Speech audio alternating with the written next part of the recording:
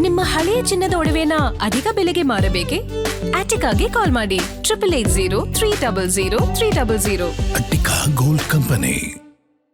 ಈ ಪ್ರತಿ ತಿಂಗಳು 1ನೇ ತಾರೀಕು ಬಂದ್ರೆ ಬರೀ ದುಬಾರಿ ದುನಿಯಾ ಅನ್ನುವಂಥ ಸುದ್ದಿಗಳನ್ನ ಕೊಡ್ತಾ ಇದ್ವಿ. ಆದ್ರೆ ಜುಲೈ 1ಕ್ಕೆ ಸ್ವಲ್ಪ ರಿಲೀಫ್ನ ಸುದ್ದಿಗಳು ಸಿಗ್ತಾ ಇದೆ ಗ್ರಾಹಕರಿಗೆ. ಕಾರಣ ಇಷ್ಟು ದಿನಗಳ ಕಾಲ ಸಿಲಿಂಡರ್ ದರ ಏರಿಕೆ ಅನ್ನುವಂಥ ವಿಚಾರಗಳನ್ನ ಮಾತ್ರ ಕೇಳಿಸ್ಕೊಳ್ತಾ ಇದ್ವಿ. ಆದ್ರೆ ಈಗ ಸಿಲಿಂಡರ್ ದರ ಕಡಿಮೆ ಆಗಿರೋದ್ರಿಂದ ಹೋಟೆಲ್ ಮಾಲೀಕರಿಗೆ ಕೇಂದ್ರದಿಂದ ಗುಡ್ ನ್ಯೂಸ್ ಸಿಕ್ಕಿದೆ.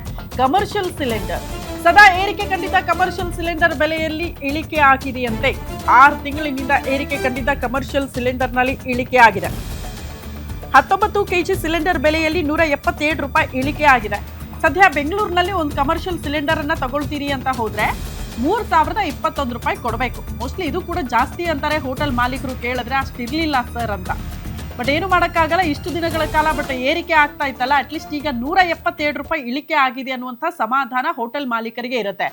ಒಂದು ಅರ್ಥ ಮಾಡ್ಕೊಳ್ಳಿ ನೋಡಿ, ಈಗ ಹೋಟೆಲ್ ಮಾಲೀಕರಿಗೆ ಏನೋ good news, commercial cylinder rate ಕಡಿಮೆ ಆಯ್ತು ಅಂತ.